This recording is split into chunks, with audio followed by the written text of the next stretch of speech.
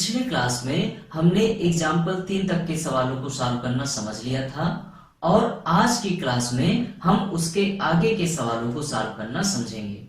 देखिए जो हमारा अगला एग्जाम्पल है वो है त्रिभुज एबीसी में कोण बी ये 90 अंश है, अर्थात कोण बी समकोण है और यदि उस त्रिभुज की सहायता से tan A की वैल्यू 1 हो तो हमें सिद्ध करना है 2 sin A into cos A, ये भी कितना होगा 1 होगा।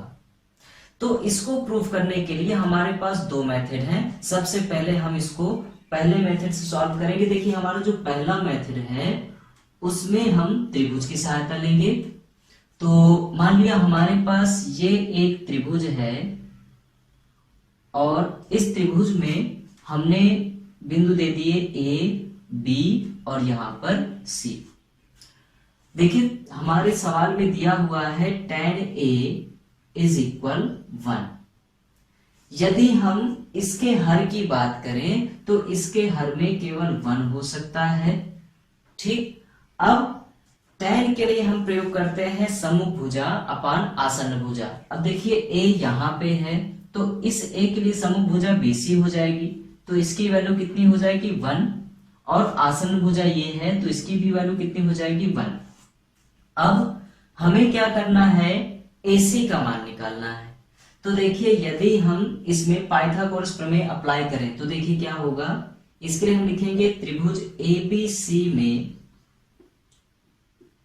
अब देखिए ABC में कर्ण क्या है AC, तो यहां हो जाएगा कर्ण का square is equal Aadhaar AB का स्क्वायर प्लस लंब BC का स्क्वायर।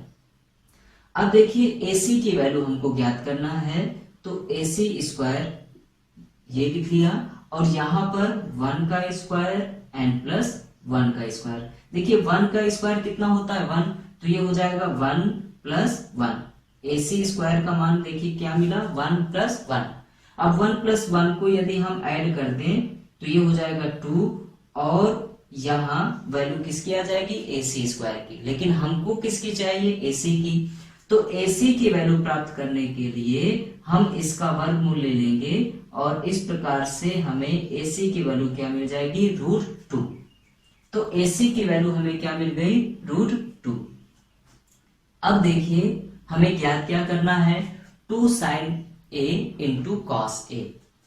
तो हमने लिखा 2 sin A, अब 2 sin A into cos A is equal 1। इसको प्रूव करने के लिए हमने लिया टेकिंग लेफ्ट हैंड साइड, हमने इसका बायां पक्ष ले लिया। अब देखिए इसका बायां पक्ष है 2 sin A into cos A।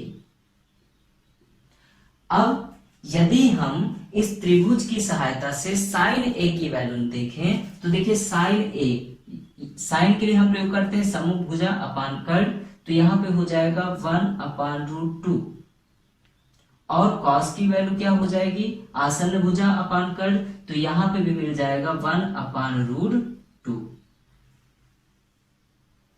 और ये 2 हमारे पास था तो यहां पर क्या आ जाएगा 2। तो इस प्रकार से हमें देखिए वैल्यू मिल जाएगी 2 क्रॉस 1 अपान √2 क्रॉस 1 अपान √2। अब देखिए √2 और √2 जब इन दोनों का आपस में क्रॉस होगा तो ये मिल जाएगा 1 अपान 2 और यहाँ पे कितना है 2, ये दोनों एक दूसरे से कैंसिल हो जाएंगे और यहाँ पे हमें कितना मिल जाएगा 1। और यही हमारा दायां पक्ष है जिसे हमें प्रूफ करना था।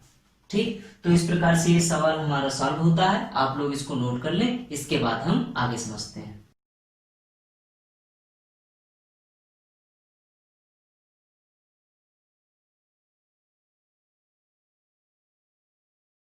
अब हम इसे सॉल्व करने का दूसरा मेथड समझते हैं। देखिए दूसरे मेथड में हम इसको कोणिक मानों की सहायता से सॉल्व करेंगे। देखिए सवाल में दिया है tan A इज इक्वल 1। अब 1 tan A के लिए कितने का मान होता है, तो यदि हम बात करें 1 की तो ये होता है tan 45 का मान। tan 45 का मान कितना होता है 1 और देखिए 1 की जगह पे हम लिख देंगे tan 45 और यहां पर कितना है tan A। अब यहाँ पे देखिए इस tan को और इस tan को हम कैंसिल नहीं कर सकते हैं, ये पहले भी बताया गया था, क्योंकि इसके और इसके बीच में गुणे का चिन्ह नहीं होता है, और यदि इनके बीच में गुणे का चिन्ह नहीं है तो हम इनको क्रॉस नहीं कर सकते। फॉर एग्जाम्पल यदि हमें 45 मिल जाए और यहाँ पर 4 मिल जाए तो हम इस 4 से इस 4 को क्रॉस नहीं कर सकते हैं। यदि यहाँ पर लिखा हो 4 क्रॉस 5 और यहाँ पे 4 हो, इस स्थिति में हम इसको क्रॉस कर सकते हैं, क्योंकि ये दोनों आपस में गुणे के रूप में। ठीक इसी तरह यहाँ पर tan और a ये गुणे के रूप में नहीं होते, इसलिए हम इस tan को और इस tan को क्रॉस नहीं कर सकते, ये हमारा कॉन्सेप्ट नहीं होता। तो अब देखिए यहां से हम a की वैल्यू निकालेंगे। a की वैल्यू निकालने के लिए हम इन दोनों का आपस में कंपेयर करते हैं, ठीक, तुलना करते हैं। तो तुलना करने पर देखिए a की वैल्यू कितनी मिल जाएगी हमको 45। तुलना करने पर हमें a की वैल्यू कितनी मिल गई 45। अब देखिए हमें जो प्रूफ करना था वो देखते हैं। अब 2 sin a into cos a, ये कितना प्रूफ करना है 1। तो हमने क्या किया, इसका लेफ्ट हैंड साइड लिया। अब लेफ्ट हैंड साइड दिया है 2 sin a into cos a। अब देखिए यहां पे आ जाएगा 2, यदि हम a की जगह पर 45 रख दें तो ये हो जाएगा sin 45 और cos 45। अब देखिए sin 45 इसका मान कितना होता है 1/√2। cos 45 इसका मान कितना होता है 1/√2। अब यहाँ पे इन दोनों को आपस में गुणा हो जाएगा, यहाँ मिल जाएगा 1/2, यहाँ पे हो जाएगा 2, ये दोनों आपस में क्रॉस हो जाएंगे और यहाँ पे कितना मिल जाएगा 1। और यही हमारा दायां पक्ष है जो हमें प्रूफ करना था। ठीक, तो इसको भी आप लोग नोट कर लें। इसके बाद हम अगले सवाल को समझते हैं।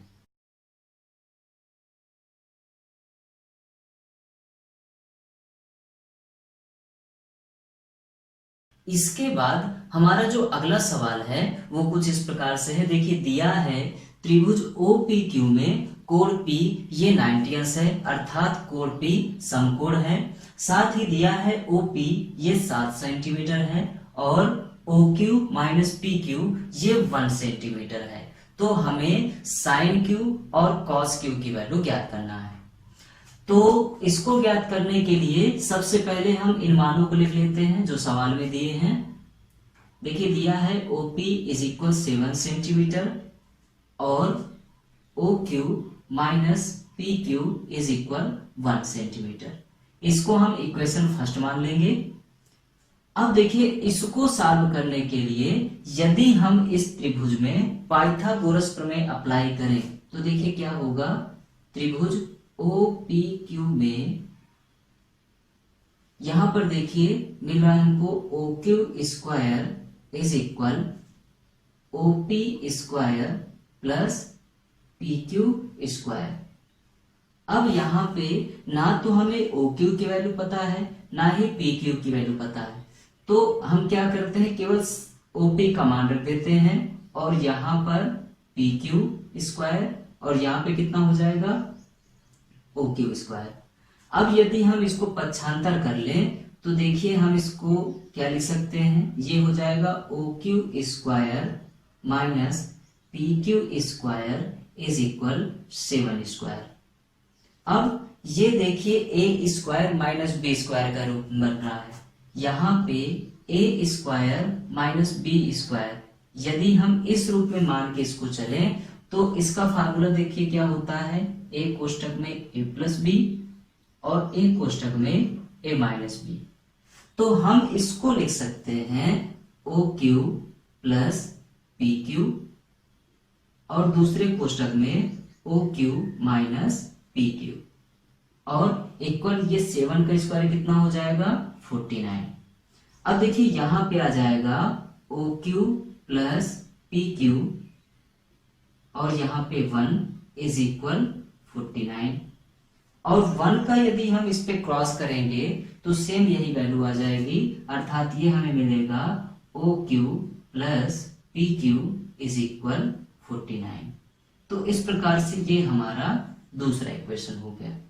ठीक, अब इसके बाद यदि हम समीकरण फर्स्ट और समीकरण सेकंड इन दोनों को जोड़ दें तो देखिए क्या मिलेगा।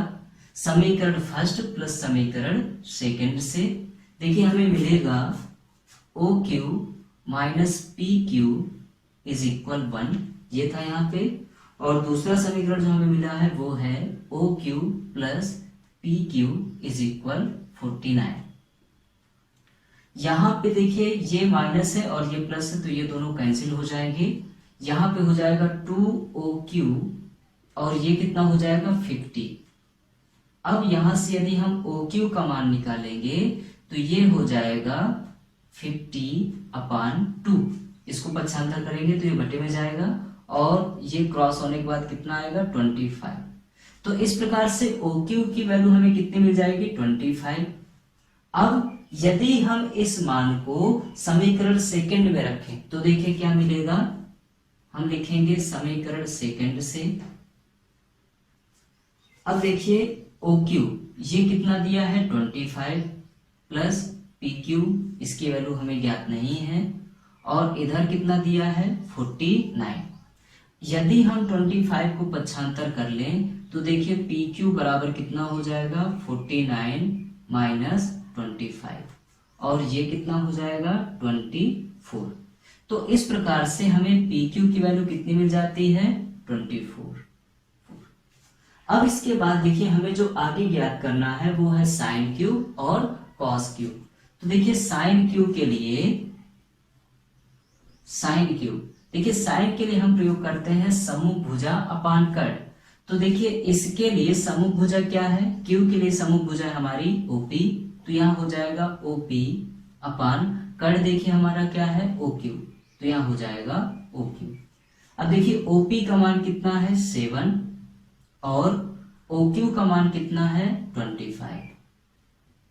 इसी प्रकार यदि हम cos Q का मान देखें तो देखिए cos Q इसके लिए होता है आसन्न भुजा अपान कर्ण, और आसन्न भुजा है यहाँ पर QP अपान कर्ण क्या है OQ।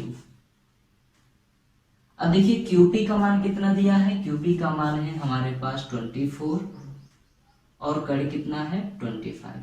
तो इस प्रकार से हमें साइन Q और cos Q की वैल्यू प्राप्त हो जाती है।